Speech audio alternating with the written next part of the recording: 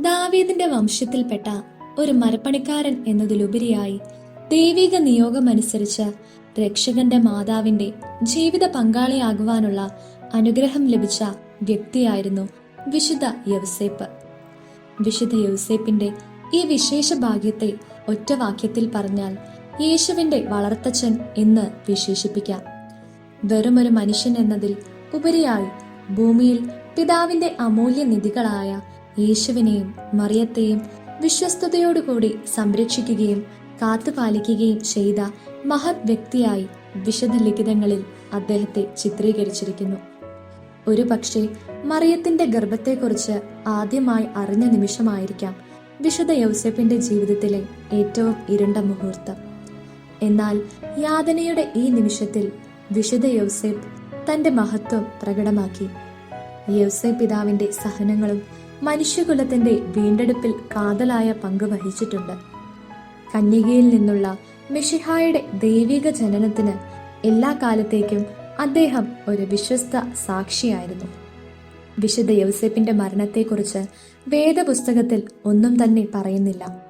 യേശുവിന്റെയും മാതാവിന്റെയും കൈകളിൽ കിടന്നുകൊണ്ടുള്ള ഒരു മനോഹരമായ മരണമായിരുന്നു അദ്ദേഹത്തിൻ്റെതെന്ന് ചരിത്രകാരന്മാർ പറയുന്നു.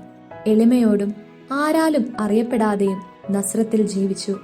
ഒടുവിൽ നിശബ്ദനായി അദ്ദേഹം മരണപ്പെട്ടപ്പോഴും സഭാചരിത്ര താളുകളുടെ പിൻതാളുകളിൽ മാത്രമായി അദ്ദേഹം ഒതുങ്ങി. 15-ാം നൂറ്റാണ്ട് മുതലാണ് യൗസേപ്പ് പിതാവിന് പ്രാർത്ഥനാപരമായ ആദരവ് നൽകപ്പെട്ടത്. ഇതിനുശേഷമുള്ള കാലങ്ങളിലാണ് വലിയ രീതിയിലുള്ള ആദരവ് അദ്ദേഹത്തിന് നൽകപ്പെട്ടു തുടങ്ങിയത്. സ്വീഡനിലെ വിശുദ്ധ ബ്രിജിത്തും സിയന്നായിലെ ബെർണാഡിനും വിശുദ്ധ തെരേസായും അദ്ദേഹത്തോടുള്ള വണക്കം പ്രചരിപ്പിക്കുകയും പരിപോഷിപ്പിക്കുകയും ചെയ്തു. ആഗോള കത്തോലിക്ക സഭ യൗസേപ്പ് പിതാവിന്റെ ആദരണാർത്ഥം 2 വലിയ തിരുനാളുകൾ ആഘോഷിക്കപ്പെടുന്നു. ഒന്നാമത്തേത് മാർച്ച് 19-നാണ്. ഈ ദിവസത്തെ തിരുനാളിൽ മനുഷ്യവംശത്തിന്റെ വീണ്ടെടുപ്പ് പ്രക്രിയയിൽ വിശുദ്ധനുള്ള പങ്കിനെപ്പറ്റി നാം അനുസ്മരിക്കുന്നു. മെയ് 1-ന് ആഘോഷിക്കപ്പെടുന്ന രണ്ടാമത്തെ തിരുനാളിൽ ലോകം മുഴുവനുമുള്ള തൊഴിലാളികളുടെ മധ്യസ്ഥനായ യൗസേപ്പ് പിതാവിനെ അനുസ്മരിക്കുകയും സാമൂഹ്യ വ്യവസ്ഥിതിയിൽ മാനുഷിക അവകാശങ്ങളെയും കടമകളെയും പക്ഷപാതരഹിതമായ രീതിയിൽ നിലനിർത്തുവാൻ വേണ്ടി അദ്ദേഹത്തോട് മാധ്യസ്ഥം യാചിക്കുകയും ചെയ്യുന്നു. ആഗോള സഭയുടെ മധ്യസ്ഥനാണ് വിശുദ്ധ യൗസേപ്പ് പിതാവ്.